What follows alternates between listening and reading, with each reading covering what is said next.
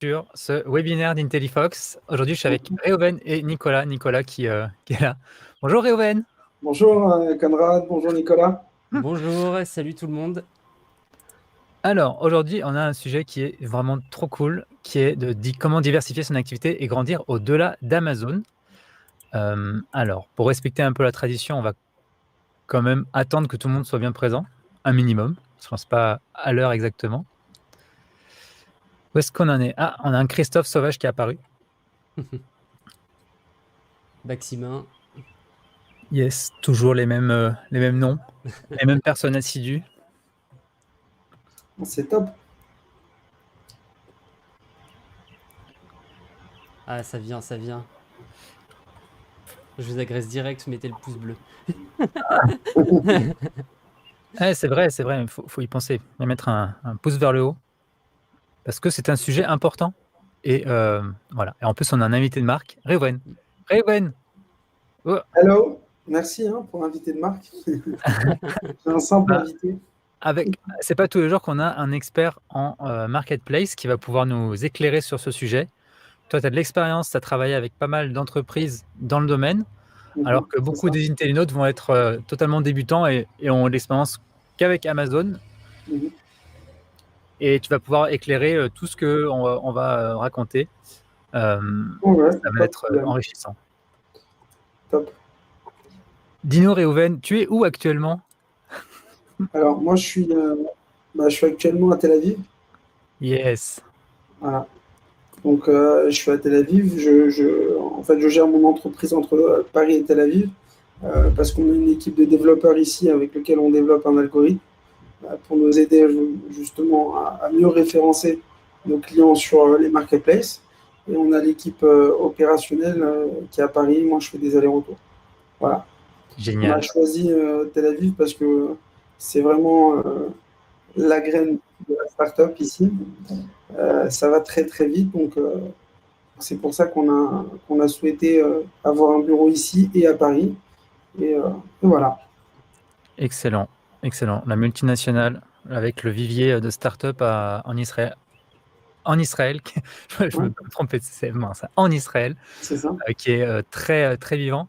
Ouais, non, complètement. Il y a un super bon mood ici et vraiment pour tout ce qui est tech, e-commerce, etc. Les gens sont hyper ouverts, les développeurs sont très très très très bons. Alors même si j'enlève pas aussi la qualité des développeurs français,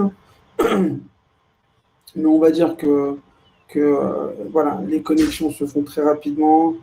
C'est plutôt top. Nous, on a réussi à développer, on est toujours en train de le travailler, donc c'est plutôt cool. Voilà. Génial. Ouais, j'ai entendu dans un podcast que le fait qu'Israël était une startup nation un peu orientée sur l'extérieur, ils expliquaient ça par rapport au fait que le marché intérieur est par défaut assez petit, que du coup, par défaut, pour survivre, les startups doivent penser international dès le départ. Tu t'en penses quoi de ça? En fait, c'est exactement ça. En fait, il n'y a pas de marché intérieur.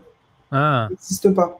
Il y a très peu déjà, il y a très peu de consommateurs, parce que je crois qu'il y a entre 6 et 8 millions d'habitants. Et ensuite, sur les 6 et 8 millions d'habitants, il n'y a jamais eu autant de différence entre de nomenclature de gens. C'est-à-dire qu'on va avoir différents types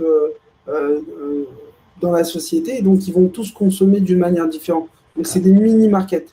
Donc c'est impossible même d'avoir un micro pour travailler un macro après. C'est impossible. Donc ici, il passe directement Europe, États-Unis, Australie. Enfin, c'est tout de suite, on travaille directement pour le macro. Génial. On fait un petit micro, on fait tourner un petit peu à tout le réseau pour voir ce qu'ils en pensent et ensuite on envoie. C'est l'esprit ici. Excellent. Alors que tu vois, moi au final avec Intellifox, j'ai commencé en France en me disant bah voilà, j'ai une approche, j'ai Olivier Alain, j'ai accès à son réseau, c'est génial pour développer Intellifox. Et je me suis dit, bah après, 6 mois après, je vais partir à l'étranger aux États-Unis. Là, on est 1 an après. D'ailleurs, on fête l'anniversaire demain à 21h sur la chaîne YouTube. 1 an après, j'ai toujours pas un seul client qui n'est pas francophone à l'heure actuelle. Donc voilà, c'est assez réel. Moi, j'ai un marché du coup intérieur qui est tellement riche et en fait, je m'éclate tellement juste à pouvoir faire du coup ces contenus en français, à pouvoir parler avec les internautes, à être proche, qu'au final, maintenant, pour moi, c'est devenu une seconde pensée de partir à l'étranger. Mais voilà, donc c'est Mais je te rejoins. votre expérience. Ce qui en fait, qu'il faut comprendre, et on dit toujours qu'il y a une crise en France, mais comme disait Albert Einstein, derrière chaque difficulté se cachent des opportunités. Et en fait, même post-crise Corona, dans le e-commerce, il va y avoir énormément d'opportunités, surtout en France. Surtout en France. Donc, on sait que la France est le deuxième pays de l'Europe après l'Allemagne qui est la locomotive. Et honnêtement, c'est un marché qui est très intéressant. Et en fait, de toute façon, c'est le troisième marché des consommateurs en Europe de e-commerce. Donc, c'est un très, très bon marché pilote pour ensuite calquer ça sur l'Europe et ensuite calquer ça sur les États-Unis, sur les pays où ça consomme le plus dans le e-commerce. Ouais, donc c'est là tout l'avantage pour les internautes qui parlent français, qui sont en France, c'est d'avoir accès quand même à un marché intérieur qui est significatif et qui permet de réussir dès le départ. Ça, c'est vraiment, vraiment une plus-value. Mais c'est ce que je t'avais dit en fait lors de notre rencontre. J'ai dit c'est intéressant parce que tu crées quelque chose que les États-Unis avaient pris pour comment dire, Monopole. Helium, Jungle Scout, il y a encore d'autres, j'en passe. J'avais jamais entendu encore aucun Français qui avait eu le culot de se lancer non, mais vraiment sur du Amazon. Et j'avais trouvé ton projet très intéressant, très excitant et très ambitieux. Très ambitieux. D'ailleurs, je t'avais demandé si tu avais besoin d'aide, éventuellement si tu avais besoin de lever ou de rencontrer des gens pour ça, parce que je pensais qu'on pouvait calquer le modèle, qui est très très intéressant, et surtout qui apporte des résultats. C'est ça aussi le modèle d'IntelliFox. On l'a testé nous aussi. Excellent. Alors, voilà, Reuven, Conrad, IntelliFox et The Marketplacer, c'est aujourd'hui. Je vais démarrer avec une présentation de manière à structurer un peu le propos. Avec Reuven, on va échanger sur ces différents points. À un moment, il aura complètement la parole parce qu'on va poser plein de questions auxquelles moi, je n'ai pas les réponses. Moi, j'ai les concepts de départ, mais je n'ai pas les réponses à la fin. Donc voilà, ça va être super enrichissant. Je pense que vous soyez débutant ou expert sur Amazon parce que ça permet de comprendre l'éventail des possibilités qu'il y a quand on veut vendre des produits physiques sur Internet. Un marché qui est donc encore en croissance et qui va continuer à exploser. Il n'y a aucun doute là-dessus. On en est qu'à une fraction de ce que l'avenir nous réserve. Et donc, c'est important d'avoir cet éclairage. Excuse-moi, c'est important d'avoir cet éclairage sur les différentes possibilités, différents vecteurs. On va parler de sites propres, voire avantages, inconvénients. Parler de construire sa propre base de clients. On va parler de B2B aussi, de distribution à travers des fournisseurs, sans rentrer dedans. Hein. C'est juste pour montrer un panel. Mais là, on va vraiment aller loin avec Reuven. C'est les marketplaces, les autres marketplaces, les stratégies de ça, les marketplaces plus focalisés qui peuvent apporter des résultats différents. On va en parler, ça va être super intéressant. Oui, Reuven. Non, je disais par rapport je voulais réagir, mais vas-y, je te laisse la parole. C'est cool. No probs. Mais non, je disais, voilà, c'est ça. C'est c'est ça qui est excitant dans le marché du e-commerce, c'est que, en fait, on ne s'en rend pas compte. Moi, comment je suis rentré dans le e-commerce, j'ai eu un cours à la fac, en fait, où ma prof me disait, on nous a posé une première question, selon vous, sur toute la totalité du marché du détail qui est produit et vendu, combien transite via Internet et combien transite via main à main? Et alors, tout le monde disait, toi, à ton avis, combien transite aujourd'hui entre Internet et main à main en pourcentage, Conrad? Allez, comme ça, moi je dirais, on en a un point, ça a l'air tellement gros, ça doit être 50%, tu vois, 50% qui est en magasin, qui est sur Internet, 50% en magasin physique. Alors regarde, donc il y a 5 ans, en fait, là, on a tous dit 80-90%, il faut comprendre que pas du tout. Il y a 5 ans, on était à peu près à 7%. Ouais, c'est fou. Là, on doit avoir atteint les 12%. C'est-à-dire quoi? C'est-à-dire que ça veut dire que plus les jours passent, plus les millions d'acheteurs augmentent sur Internet et des nouveaux acheteurs. Et en fait, il y avait un chiffre clé très important, c'est que 35% des gens qui n'achètent pas sur Internet, c'est lié à la carte bleue. Et là, en fait, les marketplaces ont répondu à cette problématique et le Corona a répondu à cette problématique parce qu'il y a un moment donné, à cause des confinements qu'il y a eu dans le monde, on était obligé de consommer via Internet. Donc aujourd'hui, on a démultiplié le nombre d'acheteurs et le nombre de consommateurs sur Internet. Et ça ne fait que commencer, puisque les enfants aujourd'hui ont des téléphones Ah et ouais. les générations d'avant n'en avaient pas. Donc ça fait que, tu vois, tourner comme ça. Et donc en fait, il y a un marché qui est en train de grandir, et c'est aujourd'hui que ceux qui prennent les places d'aujourd'hui les auront demain. Ah ouais, et ça je te rejoins, c'est une très bonne parole, il faut vraiment s'inscrire dans le cerveau parce que on a l'impression qu'on est à un point déjà super haut. En fait, on est vraiment qu'au début et si on se met dès maintenant, si on met les bons efforts, si on met, le bon état d'esprit, les bons investissements, alors c'est clair et net que dans 10 ans, bah, on sera à une place que, les gens dans 10 ans nous envieront largement. Il faut bien avoir cet esprit de croissance dans le futur et de savoir que tout est à prendre en fait, tout est à prendre. Et c'est voilà, de la connaissance, des efforts, continuer à essayer à apprendre et réussir, ouais, Complètement. c'est un beau message, c'est un beau message. Mais c'est ça, en fait, le monde des marketplaces, d'une manière générale, que ce soit Amazon ou les autres, c'est que c'est une question de temps. C'est-à-dire Ouais, qu'à un moment donné, ce qui va faire qu'on va vendre, c'est les reviews, c'est l'algorithme en lui-même. C'est-à-dire qu'aujourd'hui, c'était comme il y a 10 ans sur Instagram, les followers nous permettaient de créer de la valeur. Mais là, c'est encore plus fort parce qu'aujourd'hui, plus j'ai de reviews, plus la valeur de ma boutique elle augmente. Et moi, je vais souvent sur des forums où on vend, on achète même des fois des comptes Amazon, des comptes sur d'autres marketplaces, et ça peut se vendre très très cher, puisque ça se valorise très très cher aujourd'hui un revenu sur Amazon ou sur d'autres marketplaces, justement, sur lesquels on va discuter par la suite. exactement, ouais. C'est historique qu'il faut, il faut prendre date et il faut agir pour obtenir c'est historique. Allez, c'est parti avec la présentation. Alors, le sujet du jour, c'est de diversifier son e-commerce au-delà d'Amazon. On va comprendre, j'aime bien repartir des bases, hein. On va comprendre le pourquoi et le comment. Voilà.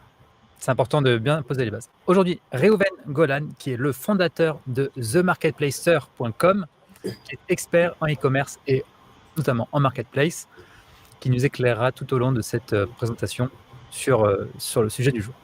Merci. En tout cas, merci pour l'invitation, Conrad. C'est avec grand plaisir. Moi, ça me fait plaisir de pouvoir échanger avec toi et de te montrer aux internautes et de vraiment avoir ton œil d'expert sur ce que nous on vit. Et voilà, c'est vraiment intéressant. Alors, le plan, il va être en 3 parties. On va vite, assez rapidement survoler les 2 premières pour vraiment se focaliser, aller loin dans la troisième. La première, c'est que je vais définir pourquoi est-ce que c'est important de diversifier son e-commerce, à quoi il faut réfléchir, qu'est-ce qui est important de voir.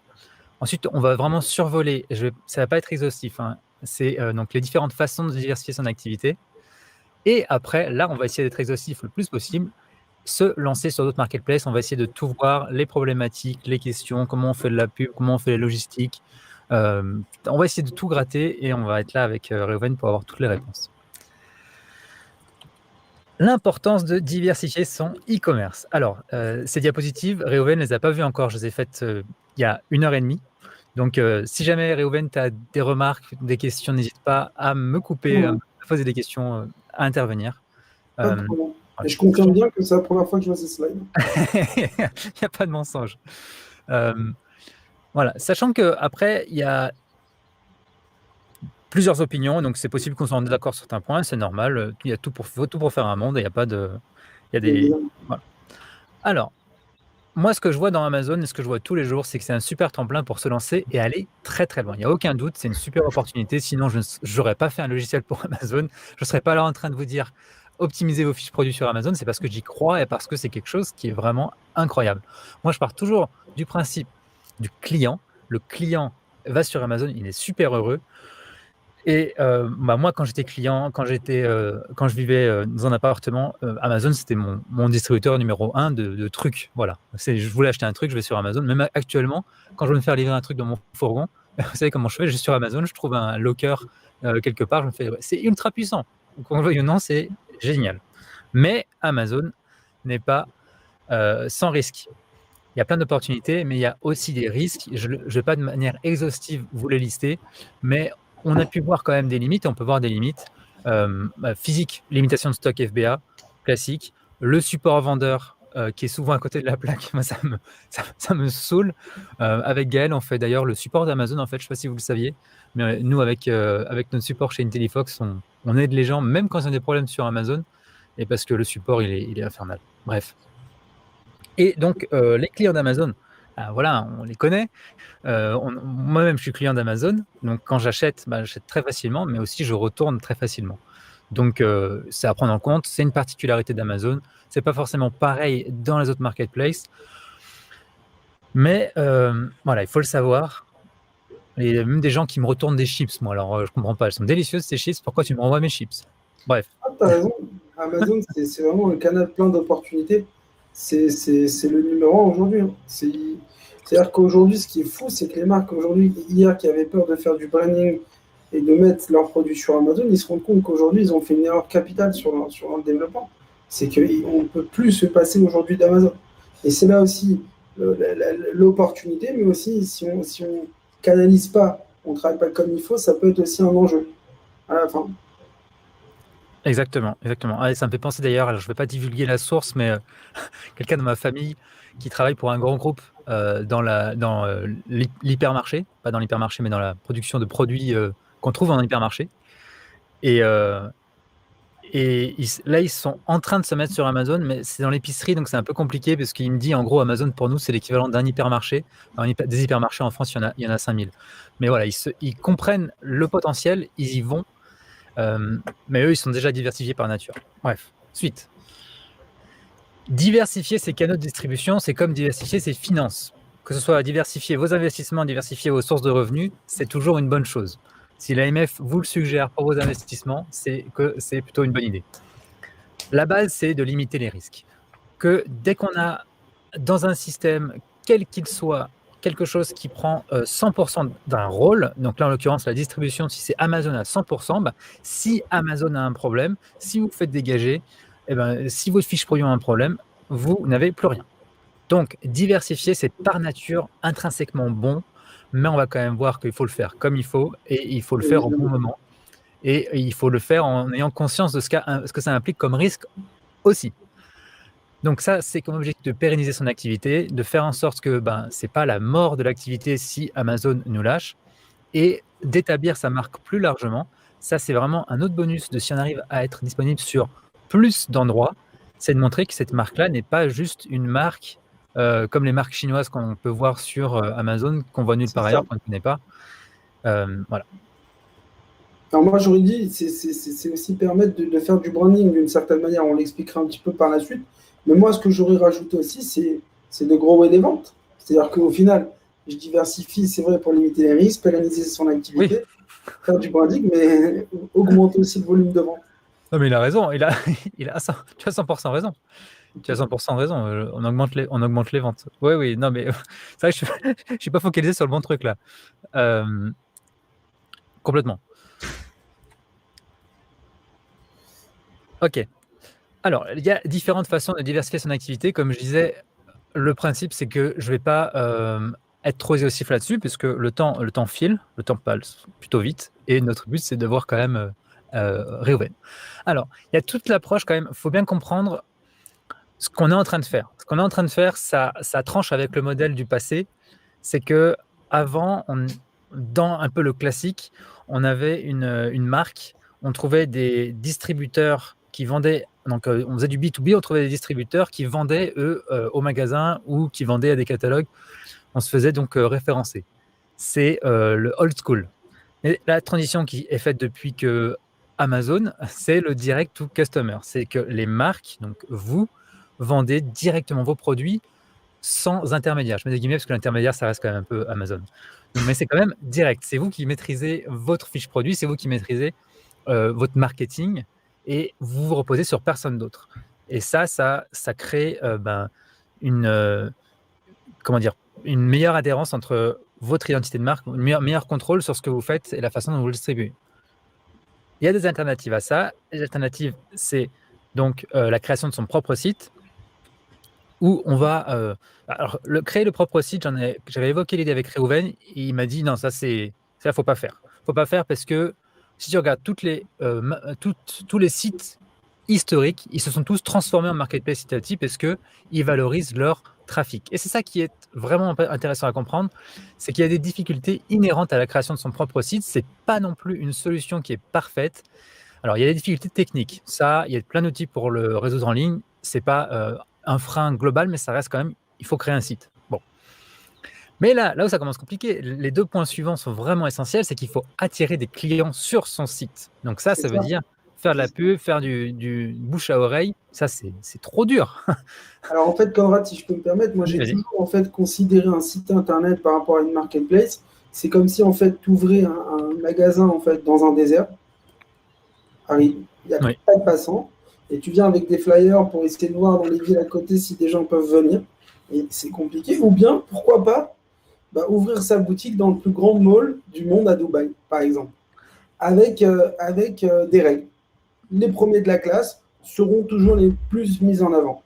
C'est exactement ça, en fait, le site. Par contre, il ne faut pas mettre de côté le site. Le site, c'est gage de qualité, gage de... C'est-à-dire, même si c'est à mes yeux has-been un petit peu, on va dire aujourd'hui, de vendre. En fait, ce qu'il faut comprendre aussi, c'est que depuis le corona, tous les bits, c'est-à-dire l'acquisition de trafic a tellement augmenté que c'est plus rentable, c'est très compliqué de faire du ROI. Mais c'est important d'avoir un site vitrine Oui. pour le brand. Ouais. Oui, où là, on peut raconter l'histoire. On peut raconter, aller au-delà du produit, aller toujours dans l'histoire. Oui, ça, c'est réel. C'est De réel. toute façon, à mon humble avis, j'ai remarqué que, en général, les gens qui achètent sur Amazon, ils vont sur Google.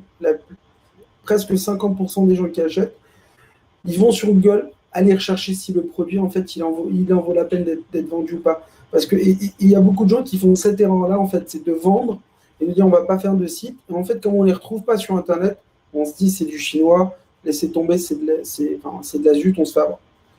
Et donc, le site, c'est un enjeu, c'est très important, mais de ne pas perdre son temps à créer de l'acquisition. C'est là. Et voilà, ça, j'aime beaucoup le principe. Et je pense que ça rentre aussi dans le fait de construire une base client, de faire en sorte par des mécanismes, alors ça peut être le flyer dans le paquet, ça peut être au travers du support, ça peut être de différentes manières, mais je trouve que c'est vraiment un actif intéressant dans le temps. Si on arrive à récupérer les coordonnées des clients pour faire du marketing direct, je pense que c'est un actif qu'il faut travailler. Cette base-là, de gens qui nous ont déjà acheté un produit, qui connaissent notre marque, elle va être beaucoup plus facile à adresser pour leur revendre un autre produit. Alors, ça ne marche pas dans toutes les marques, dans toutes les niches, mais voilà, quand même fondamentalement, je trouve ça intéressant de conserver ces informations, d'avoir réussi à les récupérer. C'est quelque chose qu'on obtient avec son propre site. Si on fait des ventes à travers son propre site, c'est quelque chose qu'on obtient aussi à travers toute action marketing où on va pouvoir donner des coupons, donner des offres, donner des guides, donner du support, tout ce qui gravite autour du produit. Mais ça, pour moi, c'est quelque chose d'important. Il faut y penser. C'est un sujet qui est dans le domaine de la diversification, parce que imaginez que vous avez une belle base de clients, qu'Amazon vous coupe vos vivres, et vous pouvez encore parler à vos clients, et ça, c'est juste génial. Voilà. Ça, c'est un des risques des marketplaces, et ça, c'est pour l'adresser. Oui. Ouais, tu as raison. Je suis d'accord avec toi. Et justement, moi, j'avais aidé un de mes clients. Je lui avais proposé en fait d'augmenter un peu le prix sur Internet, puisqu'on s'était rendu compte qu'il y avait des requêtes sur le nom de la marque ou sur le produit. Je lui avais expliqué de lever un petit peu le prix sur le site Internet et tout de suite de mettre un pop-up, gagner 50% si vous laissez sur votre prochain achat, si vous laissez si vous vous inscrivez à la newsletter. Et ça te permet en fait de pouvoir récupérer facilement peut-être un futur client avec ce mécanisme. Parce que c'est spécialement pour Intellifox qu'on va dévoiler quand même quelques secrets qu'on a utilisés en exclusivité pour toi, Conrad. Mais voilà, c'est quelque chose qu'on avait fait et qu'on avait réussi sur vraiment En fait, quand le produit est bon, c'est très facile après de retargeter les clients comme je l'ai expliqué. Yes. Ouais. Génial. Alors, on continue. Maintenant, ça, c'est le côté old school, mais j'en parle quand même, ça reste une diversification pour des produits à caractéristiques spéciales, typiquement des produits très lourds, des produits très volumineux. Ça peut être intéressant de passer par ces canaux-là. Ça, moi, à vrai dire, je n'y connais rien. Je connais très peu. J'ai eu quelques clients qui ont eu ce genre d'expérience. Et pour eux, au final, c'était pas rentable du tout de vendre sur Amazon en termes juste de coût d'expédition, coût de stockage. Et pour eux, dans leur canal B2B, donc de parler à des distributeurs, être référencé, c'était le moyen parfait. Voilà. Ça existe, il ne faut pas l'oublier. Ouais, mais c'est une des raisons en fait pourquoi The Marketplacer a été créé. En fait, il faut comprendre une chose, c'est que la plupart des gens aujourd'hui qui travaillent avec la grande distribution, donc qui travaillent avec des centrales d'achat, Donc, ils vendent leurs produits, mais ce qui se passe, c'est qu'on a de plus en plus de concurrence avec les Chinois. Ce qui fait qu'en fait, dans le B2B, c'est quand je vais vendre un produit, il y a peut-être 10 ans, j'avais 35% de marge. Aujourd'hui, je vais tomber avec 5% de marge, 6% de marge. Donc, en fait, ce qui fait mon revenu, c'est le volume. Sauf que plus les années passent, plus le volume rétrécit et la marge aussi. Donc, pourquoi il y a un enjeu, justement, moi, à mon humble avis, c'est cool de pouvoir vendre en B2B, tu fais du volume et tu ne gagnes pas forcément beaucoup sur certains produits. L'enjeu, c'est quoi? C'est de dire on va justement vendre sur les marketplaces, diversifier sur les marketplaces pour augmenter ta marge. Alors oui, tu crées sur du long terme et tu vends en B2C, donc en buyer to consumer directement et pas en B2B. Donc le modèle B2B est bien, mais pour un vendeur, je veux dire, qui n'est pas référencé avec les centrales d'achat, c'est très compliqué de venir leur vendre. Et pour pouvoir leur vendre, il faut avoir énormément de stock. Et en général, les sociétés qui ont énormément de stock, c'est des entreprises qui ont un cash flow qui est énorme. Parce que le problème, c'est qu'on est tout le temps, tu vois, sur comment on appelle ça exactement, tu vois, ça tourne. C'est-à-dire que mon argent est tout le temps dans le stock. Donc, c'est quelque chose qui t'empêche en fait d'avoir vraiment du cash flow pour développer. Parce que tu es tout le temps sur l'achat de stock pour la revendre, l'achat de stock. Et en fait, comme tu factures, tu achètes en cash et que tu factures toujours, on facture toujours à 60 ou à 90 jours, donc ton argent, il est toujours en vérité chez les autres. Donc, tu as du mal à te développer. C'est très compliqué. À moins que tu aies une très grosse trésorerie et aucun impayé. Effectivement. Bref, voilà, c'est là, c'est posé, mais on ne va pas non plus vous recommander. Il faut avoir quand même l'oreille ouverte si un jour vous avez un accès et que voilà, les conditions sont bénéfiques pour vous, si vous mettez le vent dans le dos. Évidemment. Voilà, pourquoi pas. Alors, maintenant, le sujet dont on va parler, c'est d'aller sur d'autres marketplaces. L'idée globale, c'est de répliquer le modèle que vous connaissez pour Amazon sur d'autres marketplaces où on utilise leur trafic existant, où nous, on se focalise sur le développement de la gamme de produits et le marketing de cette gamme. Voilà. Ça, c'est vraiment pour moi les points clés, je dirais, de la stratégie d'aller sur d'autres marketplaces. Et maintenant, on va en parler dans la partie 3 avec se lancer sur d'autres marketplaces, où là, j'ai une myriade de questions qu'on va parcourir. Alors, je vais juste les lister pour vous, un peu vous expliquer quels sujets on va évoquer. On ne les évoquera pas forcément dans cet ordre-là, ou peut-être. Mais en tout cas, quel marketplace? On va mettre des noms, on va parler de Cdiscount, Mano à Mano et compagnie. On va aller un peu loin là-dessus. On va essayer de voir les erreurs à éviter, les risques, à quel moment se lancer, quels résultats attendre, comment gérer la pub quand on est sur plusieurs plateformes. Moi, je ne sais pas, je connais la pub sur Amazon, mais je ne connais pas la pub sur Cdiscount et compagnie. Comment ça marche? Comment est-ce qu'on fonctionne la logistique quand on a plusieurs plateformes? Est-ce qu'on peut tout mettre dans l'un pour envoyer chez l'autre, faire du FBM et compagnie? Je ne sais pas. À quoi ça ressemble le serveur central des autres plateformes? Est-ce qu'il faut en avoir autant peur? Et globalement, comment ça marche? Voilà. Reuven, le sol est à toi. Enfin, the floor is yours. Tu peux faire. Alors, déjà merci. Donc, moi, je vais déjà un petit peu introduire en expliquant que, évidemment, voilà, on a posé les bases en disant que le e-commerce était important aujourd'hui. Il y avait de plus en plus de ventes, que Amazon c'était le numéro 1. Mais tu as touché un point très important. Le problème, c'est que ça a toujours été pareil pour l'acquisition sur des sites internet. C'est imagine on te bloque. Imagine qu'on te bloque. Qu'est-ce que tu fais? Le support, il n'y en a pas. Avoir des contacts à l'intérieur, même si tu en as des très bons, moi ça m'est arrivé où ils ont décidé que non, l'algorithme, tu peux rien faire. C'est même pas des humains qui décident, c'est des algorithmes, il faut comprendre sur Amazon. Et voilà. Donc, qu'est-ce qu'on fait? Ça, c'est un problème des premiers enjeux. Le deuxième enjeu, c'est de se dire, est-ce qu'on va rester un Amazonien? Pourquoi, en fait, faut pas se mentir, pas tout le monde achète sur Amazon. Il y a une certaine partie de la société qui ne consomme pas sur Amazon. Donc, en fait, c'est comme toi et moi. Je sais pas, moi, peut-être tu achètes tes habits chez Zara, moi, je les achète chez H&M. En fait, il y a toujours quelqu'un qui achètera sur un marketplace parce qu'il a son habitude. Parce qu'il a son habitude. Donc en fait, la marketplace, pourquoi il y a un enjeu en fait aujourd'hui de se développer, c'est qu'on ne sait pas ce qui peut se passer sur Amazon. Pas tout le monde achète sur Amazon. Et surtout, c'est qu'il y a tellement d'opportunités sur les autres marketplaces. Pourquoi s'en passer? Pourquoi s'en passer? Exactement. Alors, vas-y, dis-nous tout. Imaginons, on va vraiment se focaliser sur le marché français. Fais-nous une liste, gentiment, des marketplaces et de leur spécificité là, pour la France. Dis-nous tout. Ok, alors déjà, il faut savoir une chose, c'est que à partir de 2020 mars, comme tu l'as dit tout à l'heure, on avait discuté.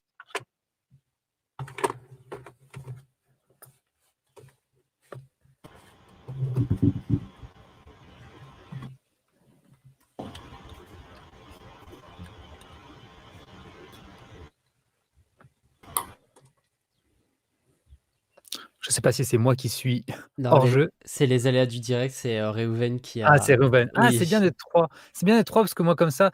Alors, j'ai envie de vous montrer, mais j'ai l'antenne 4G, elle est là. Un truc de fou. Je suis à côté de l'antenne 4G. C'est C'est pour rare. ça que tu captes si bien. C'est rare, mais oui, oui, oui. Ah ouais, j'ai non, on a perdu Réhouven là. Je vais vous montrer. Je ne sais pas si on arrive à voir. Fais le focus, caméra. Ah, est-ce qu'on voit l'antenne? Non, on ne voit pas l'antenne. Faudrait que Vas-y, viens ici, caméra.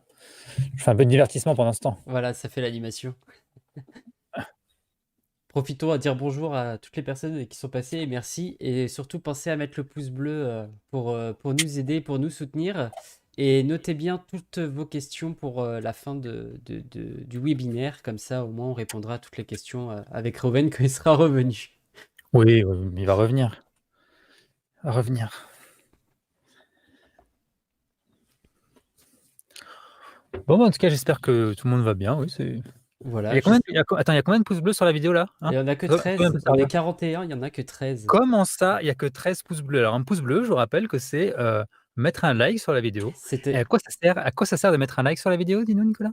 Eh bien, tout simplement, ça permet d'améliorer notre visibilité pour qu'on puisse aller plus loin ensemble, tout simplement. Voilà, c'est bon. Je suis revenu. C'était moi. Réhouven est de retour. En attendant que le son revienne. L'image est revenue. C'est bon, on a tout. On a retrouvé Réhouven. C'est bon. Ouais, parfait, tu es là. Donc c'était moi le problème. Ok, j'ai bien fait de changer de Wi-Fi. Très bien. Ok, donc j'ai été coupé, je suis désolé. Donc ouais, on a dit qu'on essaie de se focaliser donc, sur le marché français. Et j'étais juste en train de dire que en fait, il y a beaucoup de sites internet qui faisaient du volume. C'est-à-dire qu'il y avait des 500 000, 1 million d'entrées, se sont dit pourquoi pas faire comme Amazon. Et c'est d'ailleurs pour ça que Miracle a commencé à Florian, on en parlait toute la journée partout, la licorne française. C'est qu'on s'est dit mais attendez, si j'ai des gens qui viennent, pourquoi je me casse la tête à faire du stock, à faire ci, à faire ça, alors que je peux leur proposer en fait de venir vendre et d'utiliser mon flux. Et à partir de là, en fait, c'est là où tout le monde a commencé à changer son modèle économique. Et ce qui fait qu'aujourd'hui, sur chaque segmentation de produits, on peut trouver jusqu'à 30 marketplaces. Ouais. On peut trouver jusqu'à 30 marketplaces. Et l'idée, c'est de se dire, comme on l'a dit, vu que des gens achètent de plus en plus tous les jours, donc forcément, si aujourd'hui je me crée un shop, demain, le marketplace, il va vendre plus, donc forcément, je vais vendre plus, mais je vais déjà avoir mon shop avec mes reviews, avec mes ventes, et l'algorithme m'aura déjà référencé comme un bon vendeur. Donc en fait, j'ai tout à gagner de me diversifier. Un, pour ne pas être dépendant d'Amazon, pour grower mes ventes, mais surtout pour construire l'avenir. Et enfin, le quatrième point le plus important, c'est qu'avant, on faisait du branding avec Instagram, même si aujourd'hui, on en a toujours besoin.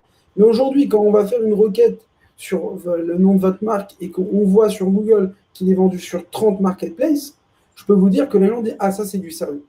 Ça, c'est du sérieux. » Donc ça, c'est toutes les raisons pour lesquelles c'est important de se développer sur les marketplaces en France. Je ne parle même pas encore de l'Europe. Parce que si on parlait de l'Europe, on aurait pu parler de centaines, voire des canaux incroyables. Et c'est ça qu'on ne voit pas. Nous, on voit le haut de l'iceberg, mais toi, tu as une vision sur tout ce qui est en dessous. Il y en a des tonnes, en fait. Des tonnes plus petite que ce qu'on peut imaginer, celle qu'on connaît tous par cœur, quoi. Mais c'est exactement ça. C'est-à-dire qu'aujourd'hui, je te dis, si tu es sur l'Europe sans marketplace qui font au moins 1 million d'entrées, tu fais une vente par jour le premier mois, voire même dès le deuxième mois, bah, ça te fait 30 ventes par jour. 100 ventes par jour si tu es sur son marketplace. Ça te fait 3000 ventes au mois, sans compter le Amazon. Tu comprends? Et Ouais. d'ailleurs, sur toutes ces marketplaces-là, tu as la possibilité en fait d'automatiser les tâches. Tu comprends? Et c'est là où ça va être intéressant, c'est que c'est en passant par cette stratégie-là, parce que le vrai problème avec Amazon, c'est quoi? C'est que oui, on fait de l'argent, mais on ne grandit pas. On reste une petite compagnie, on se suffit de ce qu'on a, mais se développer sur tous les marketplaces, c'est construire une société qui a un nom, un brand. Et ouais. Vous voyez où je veux en venir? C'est ça la vision de croissance, c'est de ne pas s'arrêter à des premiers bons résultats, mais c'est d'aller le plus loin possible et de Mais faire grossir une marque et d'établir une marque. J'ai entendu que imposer une marque, enfin créer une marque qui est connue, ça met minimum 8 ans en termes de diffusion dans la société. C'est pas quelque chose qui s'obtient du jour au lendemain, mais c'est des efforts qu'on met en place et qui capitalisent sur le temps. Et ça, là, ce que tu es en train de nous dire, c'est une manière de créer une marque dans le temps. C'est quelque chose d'extrêmement important. Et c'est voilà, c'est exactement. Et en fait, c'est ce qu'il faut comprendre. C'est que si je ne fais pas ça, je me fais bouffer par les Chinois. En fait, si je ne crée pas un brand à travers la nouvelle façon de créer une marque, enfin un branding, tu vois, tu as compris ce que je veux te dire. Je ne sais pas si les internautes ils ont tous compris ce que je veux dire, mais en gros, si je ne fais pas ça, ok, c'est très bien. Je fais des ventes, mais quand les Chinois ils vont voir que le créneau il marche, tu crois qu'ils ne vont pas arriver sur Amazon? Tu crois qu'il et ne va ouais. pas avoir de plus en plus d'entreprises sur Amazon? À un moment donné, les bids ils vont augmenter. Même si l'acheteur vient et achète, il y a plus de. À un moment donné, je ne sais pas quand, mais Amazon, il y aura aussi tu comprends? Et surtout, il y a des fausses croyances sur Amazon que je trouve vraiment bêtes. C'est qu'on on se focalise toujours à vendre un produit. Et moi, j'ai toujours fait les meilleures ventes pour mes clients avec 20 ou 30 produits sur le catalogue. Au contraire, avec des méthodes de retargeting par-ci, par-là. Donc aujourd'hui, il ne faut pas en fait faire du Amazon comme on faisait il y a 5 ans avec un Ouais, ça évolue. monoproduit. Ouais, Voilà, c'est clair. exactement. On vendait Enfin, moi, je parle avec les mecs d'Amazon, puisque j'ai pas mal de gens avec qui je travaille dans Amazon, ça soit sur le support ou le vendeur. Ils me disent, aujourd'hui, faut diversifier. C'est impossible de faire comme avant sur un monoproduit, des milliers de ventes. Je crois que leur algorithme, il a. Tu vois ce que je veux te dire? Hmm. Ils ont fait exprès parce qu'ils veulent diversifier. Ils veulent absolument diversifier parce qu'en fait, le client, lui, ce qu'il aime, c'est d'avoir le choix. Exact. Voilà. Ouais, c'est vraiment intéressant. Ouais. Moi, oui, effectivement, vaut mieux avoir de toute façon une multitude de produits qui rapportent plusieurs et qui accumulés font un fleuve que d'avoir un produit qui est ultra risqué parce qu'on voilà, on est encore dans la même problématique juste de diversification de sa gamme de produits et de ses sources de revenus. Et c'est là où, en fait, on va expliquer, en fait, le but. C'est une fois que j'ai développé mes marketplaces sur la France, bah, je vais développer en Europe. Mais une fois que j'ai développé en Europe, j'ai créé du branding. Mais ce qui est fou, c'est que le monde adore acheter français. Exact. Donc, je vais pouvoir vendre aux États-Unis, mais sur le brand français. Et tu sais, ce qui me fait rire, c'est que je vois de plus en plus de marques dire fabrication française, fabrication française. Je dis, mais ils ne vendent pas, au fait, au bon marché. Ok, c'est cool de vendre en France. Mais les mecs ne sont pas dans le bon marché. Ce qu'on aime, nous, la France, ok, mais c'est international. C'est ça que je suis en train d'expliquer, c'est qu'aujourd'hui, tu capitalises pour aussi vendre après derrière aux Chinois. La Chine, c'est le numéro 1 du e-commerce en termes d'achat. Et ouais. Je pourrais vous donner des marques que je connais.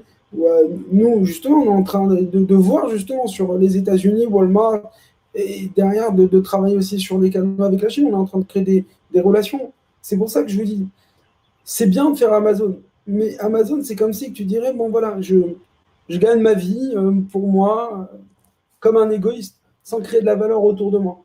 Et en fait, ce qui va te permettre de pouvoir passer le cap, c'est se diversifier en termes de produits. Mais comment tu vas le faire? C'est que si tu diversifies ton produit sur les marketplaces pour augmenter ton volume de vente. Et une fois que tu as automatisé, en fait, tu n'as plus besoin de C'est plus comme Amazon. C'est-à-dire que tu n'as pas besoin de passer une heure par jour. Tu vérifies que tout est bon. Tu as automatisé avec un logiciel, par exemple. Nous, on travaille où on automatise toutes les tâches. Ce qui va te permettre, en fait, aujourd'hui, bah, tous les mois, voire tous les 2 semaines, d'accéder à un nouveau marketplace, un nouveau marketplace, un nouveau marketplace, un nouveau marketplace. Et ce qui va te permettre de grandir. Alors oui, il y a des enjeux, c'est vrai. Il y a des erreurs comme tu dis, il y a des erreurs qu'il faut éviter. Les erreurs, c'est quoi? C'est de rentrer dans un marketplace de la mauvaise manière, comme un bourrin. Le problème, c'est que dans les marketplaces, il y a des codes, il y a un réseau. Et c'est là aussi où il y a un enjeu, c'est vrai, c'est que des fois, les marketplaces, ils n'acceptent pas de vendre ton produit parce que tu ne l'as pas présenté comme il faut. Tu n'as pas créé le bon scénario. Et c'est là où The Marketplacer, en fait, va aider justement les IntelliFoxiens. C'est qu'on va leur donner en fait les codes, le scénario et les contacts pour pouvoir intégrer un maximum de marketplace, que ce soit en France ou en Europe. Et comme je disais en fait aussi hier à Conrad, moi j'ai déjà vu des gens vendre sur Amazon, ne rien vendre, se mettre sur Mano Mano, mais faire des chiffres qui sont juste fous. Juste fous. C'est juste que ce n'était pas le bon marché. Voilà. Et tout comme, moi je suis désolé, mais je vais toujours partir un peu dans le négatif parce qu'il faut aller un peu pas à pas parfois. Si un produit ne marche pas sur Amazon, c'est pas dit qu'il est juste nul. Il peut être nul et ne marcher nulle part. Voilà, c'est important aussi parfois d'accepter une défaite, de se dire ok, bon bah ce produit-là ne fonctionne pas. Même si je préfère le côté ambitieux et me dire que ça va réussir, et je suis toujours dans cet optimisme-là. Est-ce qu'on peut parler, parce que voilà, toi tu as l'habitude de travailler avec des boîtes qui sont probablement plus grosses que la plupart des Intellinotes, avec des budgets qui ont des plus gros budgets, mais qui ont des plus grosses ambitions et des plus gros stocks, du plus gros capital. Voilà, tout est différent. Maintenant, est-ce qu'on peut se focaliser un peu sur les risques à se lancer là-dessus quand on est seul? On commence à avoir, je sais pas, 5 000, 6 000 euros de chiffre sur Amazon France. On se dit, tiens, bah ok, on va écouter Reuven, on va se lancer sur les marketplaces. Et c'est quoi les risques à ce moment-là? Les risques, c'est de se perdre. C'est de pas cibler les bons marketplaces. C'est de perdre son temps à rentrer sur d'autres marketplaces qui ne sont pas les bons. Qui ne sont pas le bon moment. En fait, il y a 3 phases. Et la phase court terme, moyen terme, long terme. Et ça, en fait, c'est ça qu'on va aider. On va aider à préétablir les phases moyen terme, les marketplaces, court terme, moyen terme et long terme.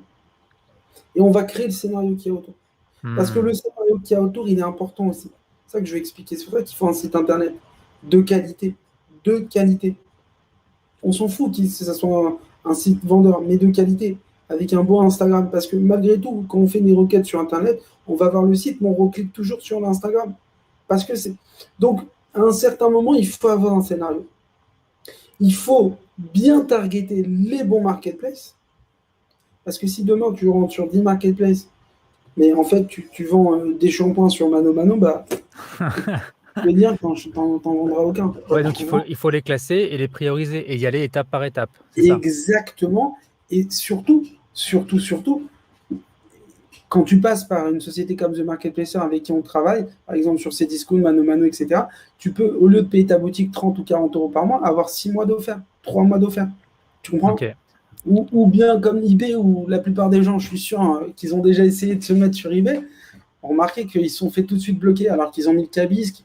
Mais en fait, c'est ça le vrai problème des marketplaces, c'est que le marketplace, lui, pour se sécuriser, il met beaucoup de règles, mais même les grosses boîtes, elles ne savent pas comment ça fonctionne. Et elles n'ont même pas accès à des account managers. Ouais, c'est chaud. Donc, imagine-toi le bordel qu'il y a, comme tu dis, sur Amazon. Alors, sur les autres, en fait, c'est même pas Amazon ou les autres. C'est que le service client n'existe plus. C'est une perte d'argent. C'est-à-dire qu'on met plus le doigt sur le customer. Tu vois, surtout le vendeur. Non, le vendeur est mort. Enfin, ils s'en foutent des vendeurs. C'est assez violent. Parce qu'ils disent, il y a toujours un autre. Donc, à un moment donné, nous, on fait ce support-là. On a des relations avec pas mal vraiment beaucoup de marketplaces. On a un gros réseau. Et surtout, voilà, même sur Amazon ou sur le vendeur. Mais bon, on n'est pas là pour ça. Il ne faut pas sous-estimer la force de ce réseau, la force des connaissances qu'on peut avoir pour déverrouiller des problèmes à l'intérieur et de la connaissance. Quand on veut aller sur d'autres marketplaces, travailler avec quelqu'un comme Reuven, ça permet d'être accompagné et de réduire les risques au final, d'augmenter la chance qu'on réussisse, parce que Reuven va connaître à la fois les codes de la marketplace et ben, les gens à l'intérieur, simplement, donc Tu connais pouvoir. les erreurs à éviter. C'est ça. C'est ça. Tout comme moi, quand on me parle, je comprends Amazon, je parle Amazon, je respire Amazon, donc je sais conseiller sur Amazon, et ça, je le fais à longueur de temps.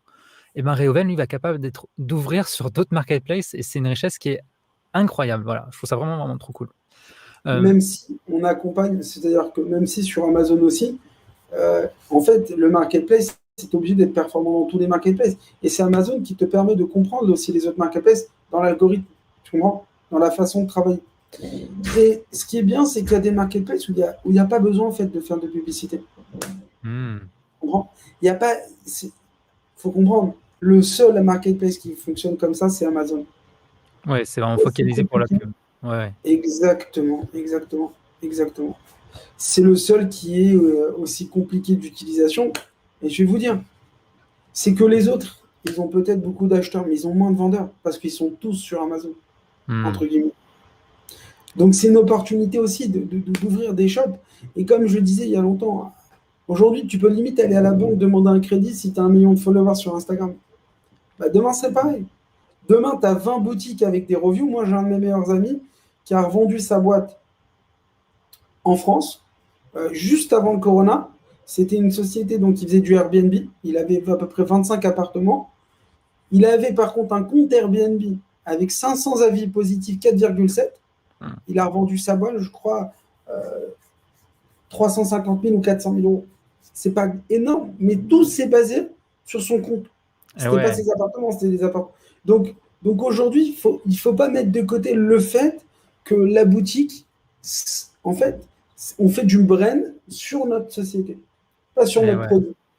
On capitalise. C'est vraiment intéressant. Ouais. On capitalise et il y a une inertie en fait dans ça, et cette inertie, elle est bénéfique, et c'est comme une roue inertiale. J'ai pas le mot en anglais, c'est flywheel, mais c'est en gros, plus tu le lances, plus tu as de l'inertie, et plus tu continues, et plus ça conserve cette énergie-là. C'est très très important de bien comprendre ça. Mais imagine-toi, regarde, tous les gosses aujourd'hui de 8 ans, ils vont pas se mettre à acheter sur Internet à 18 ans ou à 20 ans, comme il y a 20 ans ou il y a 10 ans.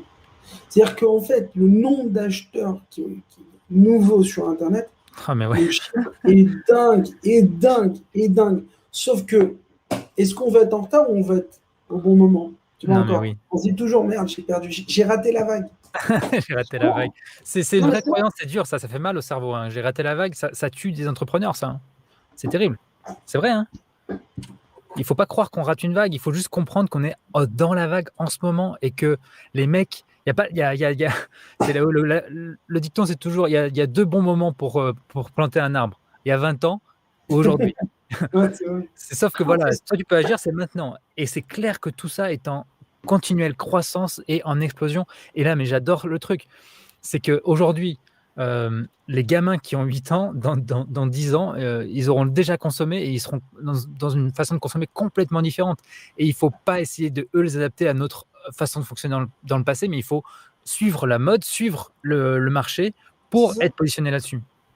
Mais c'est ce que je te dis, c'est que de plus aujourd'hui, on sait que tous les mecs qui ont des sites un peu bidons comme ça, qui font du dropshipping, ça y est, on sait reconnaître. Tu comprends? Les gens, en fait, les marketplaces, ça fait tampon. Ça fait tampon. Il n'y aura pas d'arnaque. On n'arnaquera pas le client. Donc le client, il achète de plus en plus sur les marketplaces. En fait, le client a été éduqué à acheter sur les marketplaces pendant le confinement. Je vais te dire, les seuls marketplaces qui vendaient, c'était Amazon, le seul. C'est le seul qui avait l'équipe qui pouvait, en fait, livrer jusqu'au consommateur. Ouais. Et en fait, moi, je te dis, ma mère, elle n'avait jamais acheté sur Internet. Mais alors, je te dis jamais. Il y a des acheteurs qui doivent palper le produit. Ouais. Elle n'avait pas le choix. Mais aujourd'hui, elle ne peut plus se passer d'Amazon. Ouais, c'est ça. Elle ne peut plus se passer d'eBay. Elle ne peut plus se passer de Mano Mano quand elle a besoin d'une lampe. Tu comprends ce que je veux te dire? C'est qu'aujourd'hui, elle a été éduquée. Donc, les nouveaux s'éduquent par le fait que c'est une nouvelle génération. Mais les anciens, ils ont été éduqués pendant les confinements. Donc, exact. En fait, donc on a gagné énormément de nouveaux consommateurs. Énormément. Et si vous allez sur un site comme SimilarWeb ou SEMrush, vous verrez que la plupart des sites internet, des marketplaces, ils ont doublé de volume. Incroyablement. Ouais. Non, mais c'est clair. Pour moi, l'opportunité, elle est claire. Faut pas tomber dans les pièges. Et j'ai quand même quelques questions là, juste sur la logistique. Concrètement, imaginons que je vais partir sur une stratégie multi-marketplace. Aujourd'hui, j'ai tout mon stock en FBA parce que ça marche bien, même si j'en ai un peu chez moi parce qu'ils m'ont limité mon stock. Non, mais il te limite toujours pour un nouveau SKU. Une fois que tu as fait des bonnes ventes, il ne te limite plus et tout. Oui, non, mais il y a, plein de scénarios, hein, parce que moi j'ai des gens qui ont, d'un côté, ils leur disent arrêtez d'avoir du stock et en même temps renvoyez-nous ces bonnes rêves parce qu'elles marchent bien. C'est un peu la galère pour pas mal de monde. Mais cela dit, parlons pas trop là juste d'Amazon. Imaginons on part sur une autre marketplace. Qu'est-ce que je fais moi? J'ai 1000 unités, Alors, j'en vends-ils, j'ai un fournisseur, j'ai Cdiscount, comment ça se passe? Tu as deux choix. Ça dépend en fait de la stratégie que tu veux entreprendre. Tu as Mano Mano par exemple qui font du FBM, qui font du FBC par exemple pour Cdiscount, c'est-à-dire Fulfillment by Cdiscount. Okay. Ah. Tu as pareil pour Mano Mano. Et tu as pareil, voilà. Maintenant, Cdiscount, il t'offre la possibilité d'être ton logisticien et de livrer dans la France et même dans l'Europe. Ou tu as la possibilité de travailler avec un de mes logisticiens avec lequel je travaille. En fait, nous, c'est là où on est fort, c'est qu'on maîtrise tous les stages de production du e-commerce.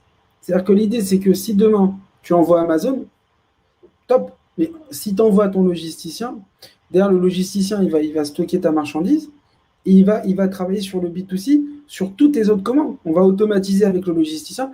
Et en fait, c'est ça que j'allais dire, c'est que nous, on a signé des contrats cadres avec des grosses boîtes et avec les clients qu'on a déjà apportés, ce qui fait qu'aujourd'hui, on a des tarifications sur du Colissimo, sur du colis privé, sur du Chronopass qui sont juste dingues. Donc, ça te permet quand même d'avoir encore une marge intéressante parce que le vrai problème fondamental du e-commerce, il faut le dire, c'est la livraison. C'est pour ça qu'Amazon aussi sont forts. Ouais. Mais aujourd'hui, on arrive, nous, The Marketplacer, à avoir les prix d'Amazon en termes de livraison, 4 €, voire moins des fois. Génial. Donc voilà, il y a une diversification possible à la fois dans les acteurs des plateformes, mais aussi de sortir et d'avoir quelque chose qui est complètement indépendant. Et mais il ne faut pas avoir peur en fait de dire je change mon modèle et même s'il faut mettre un peu de stock chez Amazon, un peu de stock chez un logisticien, si je veux grandir, tu sais, ce qui m'a fait comprendre le business, c'était mon premier client pour lequel je suis venu travailler et développer toute sa stratégie marketplace. Et il y a un moment, je me suis dit, mais le mec, il fait rien de ouf. Mais il a pris quelque chose que les autres n'ont pas fait, c'est qu'il a acheté du stock. Il a pris un logisticien. Il l'a fait. Tu comprends? Il n'a pas procrastiné. Il l'a fait. Tu comprends? Et c'est souvent ce qui nous manque. Tu vois? Et même, je ne vais pas critiquer notre esprit, nous, Français, mais des fois, on manque un peu d'ambition. Et c'est dommage. Parce que, justement, ces marketplaces-là nous donnent la possibilité de pouvoir ambitionner. Buy du Made in France, tu vois. Ouais, c'est réel. Le manque d'ambition, c'est quelque chose de tout à fait réel. Très bien. Bah, écoute, je crois qu'on a fait le tour des questions que moi je voulais poser sur la marketplace. On arrive au bout avec le temps après pour les questions. Déjà, est-ce que tu pourrais nous dire ce que tu proposes aux Intellinautes s'ils veulent être accompagnés dans leur développement vers des marketplaces? Comment ils peuvent te contacter et comment ça se passe? Tu fais un rendez-vous avec eux? Je ne sais pas exactement. Alors exactement, c'est très simple. Tu vas leur partager donc mon adresse mail à moi ou quelqu'un de mon équipe ou sur notre site internet, on va partager. Ils peuvent rentrer leurs coordonnées, demander un rendez-vous. Oui, il n'y a pas de problème. On fait un Zoom, on s'assoit avec chaque Intellifoxien ou chaque personne de ta communauté. Intellinaute, Réouen. Faut être. Intellinaute, on dit? Oui, Intellinaute, tout à fait. Excuse-moi. donc, chaque Intellinaute, ce qu'on va faire, c'est qu'on va s'asseoir. On va voir parce que c'est ça qui est important, c'est connaître la typologie et la segmentation du produit. Une fois que je connais ça, en fait, on va pouvoir établir un développement court terme, moyen terme, long terme. Et en fonction de ça, en fonction des moyens qui sont accordés, en fonction de ce que la personne veut faire, on va dire, OK, on fait ça ou pas ça. On priorise ça ou ça. Et nous, comme je te l'ai dit hier, nous, on est rémunérés absolument que au résultat. C'est-à-dire que si on n'arrive pas à intégrer un marketplace, on n'est pas, je veux dire, même si on a bossé, on ne demandera pas de, voilà. Et surtout que nous aussi, on est commissionné un petit peu au résultat, parce que moi, je connais plein nous, on n'est pas une agence marketing, mais je sais qu'il y a beaucoup d'agences marketing aujourd'hui. En fait, qu'est-ce qu'elles font? Elles font un modèle de 6 mois, 1 an avec un client, sans taux de, pardon, sans pourcentage sur les ventes. Parce qu'ils savent qu'ils ne font pas tellement du bon travail. Nous, honnêtement, on sait que notre modèle, il a marché pour plusieurs clients. On se dit pourquoi pas pour les autres. Donc nous, on prend le pari de dire on va baisser très nettement notre fixe pour même augmenter s'il faut sur la part variable et derrière pouvoir vraiment aider. Et puis je vais te dire, moi je crois au peuple français. Je crois en la France. On a un vivier de talent qu'on n'utilise pas assez. Tu vois, moi j'adore Xavier Niel, cette école 26 000. J'adore parce que en fait, on lance de nouveaux talents. Et aujourd'hui, la France, elle a beaucoup de talents. Mais le problème, c'est que on a peur. On a peur de se dire on va y arriver. Et c'est c'est très français de se dire on a peur. Moi le premier. Moi, le premier, j'ai fait un vrai travail pour me dire non, Ah on ouais. n'a pas peur, on avance. Bon, il ne faut pas foncer, il faut avancer. Faut avancer. Et il faut croire en soi. Il faut croire en ce branding français. On a vraiment quelque chose qui est très, très, très, très fort. C'est qu'on est français. Et que les produits, on va mettre juste un petit. Voilà, on va dire que c'est une fabrication française. Voilà. Donc là, vous avez mes coordonnées. Ça, c'est mon mail à moi, mes coordonnées pour pouvoir me joindre. Et voilà. Il y a le site internet aussi, je peux le partager. De Ouais. toute façon, je pense qu'on essaiera d'en le mettre dans la vidéo pour que tout le monde puisse avoir Oui, accès. dans la description de la vidéo, il y aura tous les liens, vous les retrouverez tous. Je crois qu'ils y sont déjà d'ailleurs, parce que Nicolas fait bien son travail. Merci Nicolas.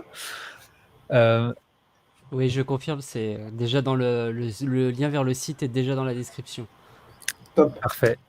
Et voilà. J'aime beaucoup tout ton discours, Réhouven, le fait de faire tomber les peurs, d'avancer vers la réussite, de construire cette réussite. Il n'y a rien sans rien, il faut travailler. J'ai beaucoup aimé discuter avec toi. On va répondre à des questions maintenant. Pareil pour moi. Vraiment. On va répondre à des questions, parce que je suis sûr que Nicolas relève plein de questions. Vas-y, Nicolas, relève-nous des questions. Pour l'instant, j'ai 2 questions. Le temps que Parfait. les autres internautes posent les leurs.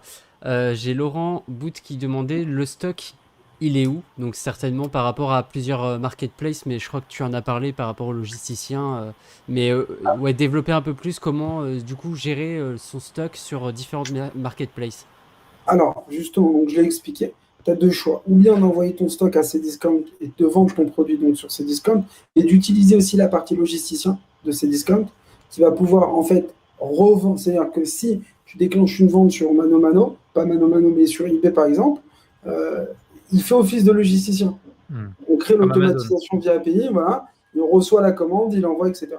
Donc, mais moi, ce que je prendrais pour un vrai développement, c'est de travailler avec un logisticien.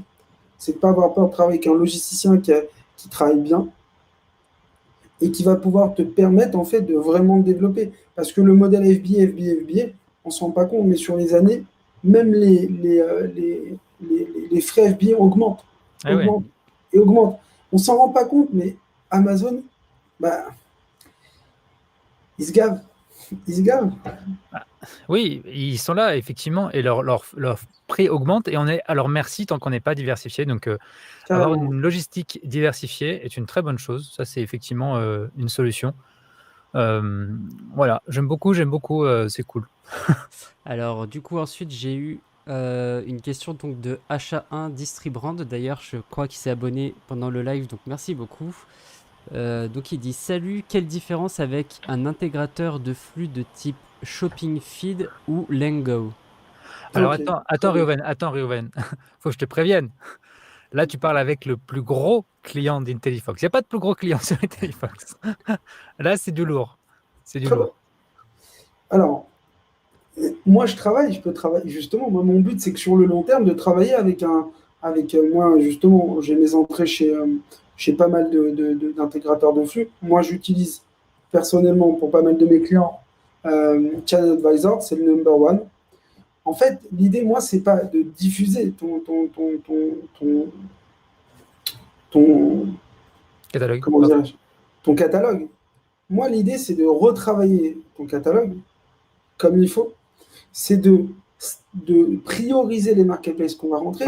Et je vais te dire, il y a plein de marketplaces qui ne sont pas du tout accessibles via déjà les intégrateurs de flux.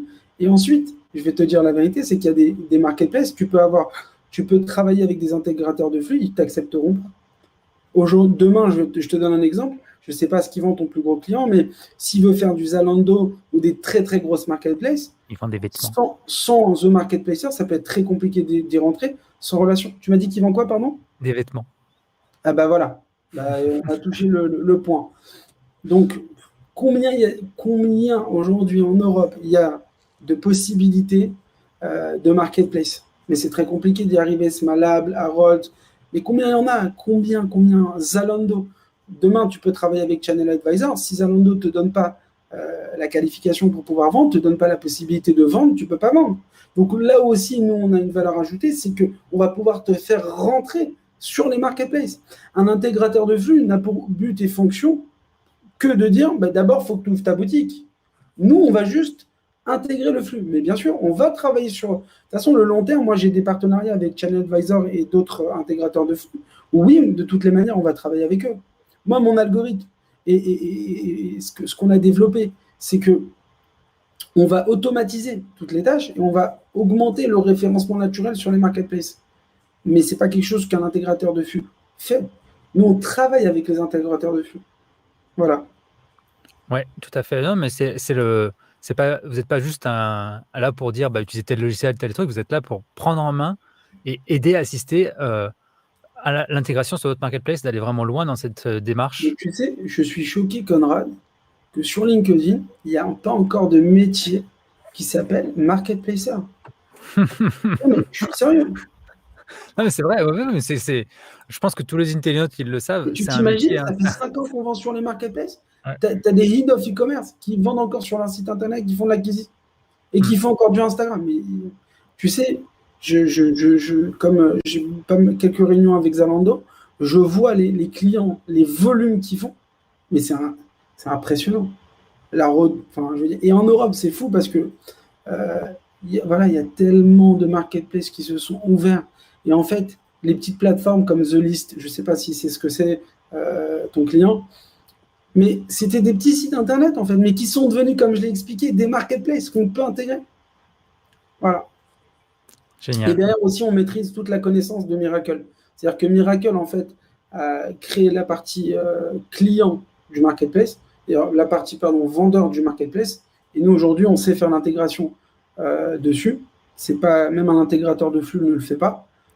Il faut faire, ça dépend des marketplaces. C'est pour ça, c'est-à-dire que des fois, tu as des marketplaces qui peuvent être intégrés par des intégrateurs de flux. Des fois, il faut passer par Miracle.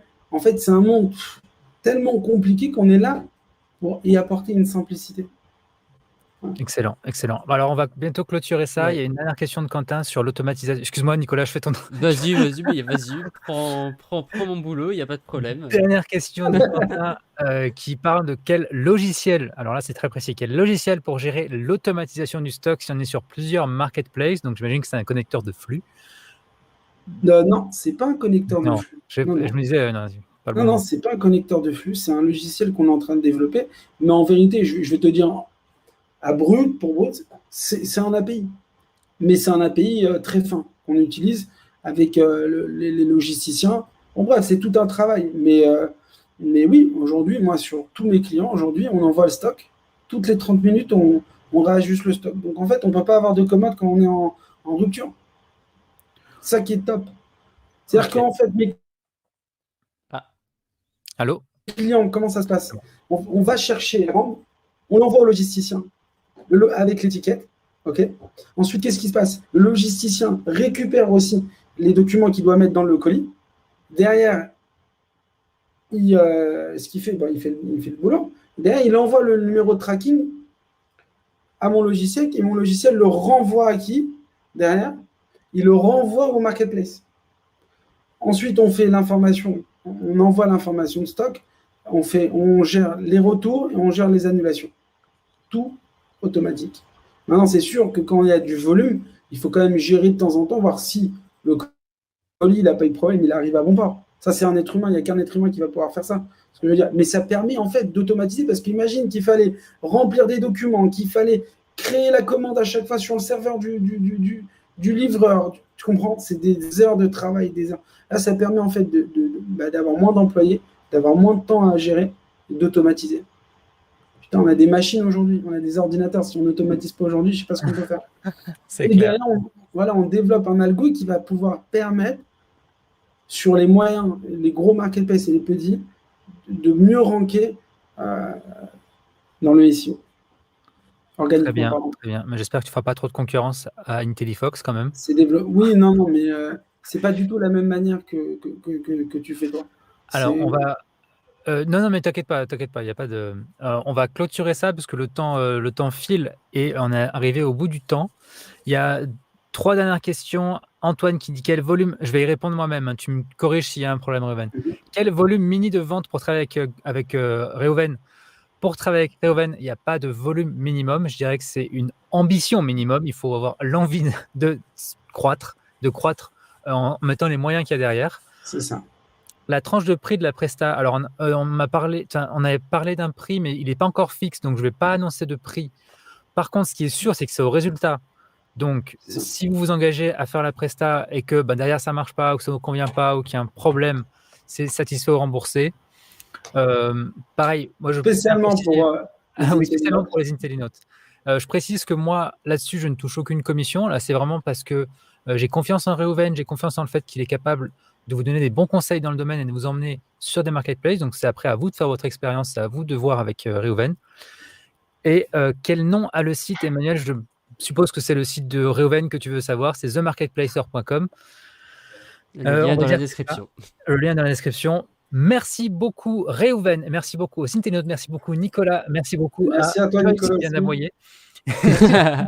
Merci pour l'invitation, c'est un plaisir de partager ce moment avec vous. Merci Conrad. Et encore une fois, franchement, chapeau pour ton travail, parce que je peux dire à tous les Intellinotes que développer ce que tu as fait, c'est pas simple et c'est ambitieux. Et je pense que vous allez vraiment percer. Yes, on y croit tous. Eh ben, merci beaucoup. Et à dans 2 semaines pour le prochain webinaire. Non, je déconne. À dans demain pour l'anniversaire d'IntelliFox à 21h. 1 an d'IntelliFox, 1 an. 1 an seulement. 1 an déjà. C'est un truc de fou. D'ailleurs, je vais profiter du coup pour faire, encore une fois, je vais insister, hein. Mais on recherche 2 Intellinotes volontaires pour participer à cette soirée en live. Donc de préférence, un vendeur Amazon expérimenté et un débutant. Donc on recherche ces 2 profils qui utilisent IntelliFox pour qu'ils puissent partager leur expérience Amazon et d'IntelliFox avec nous demain soir. Donc il faut m'écrire à nicolas@intellifox.com et puis comme ça je réponds et on verra tout ça ensemble. Voilà. Exactement. Et demain, du coup, des surprises, mais je vais aussi partager tout l'historique d'IntelliFox et vous montrer tous les chiffres du début à la fin, le chiffre d'affaires, combien ça nous coûte de faire tourner IntelliFox, combien j'ai gagné d'argent, moi, à titre personnel, pour IntelliFox. Vous verrez, c'est pas tant que ça. Et tout ça, du coup, demain à 21h, soyez bien présents. Bonne fin de journée à vous. Non, après-midi, il est midi. Bon appétit. Voilà. À bientôt. Super. Salut tout le monde. Ciao. Bye bye.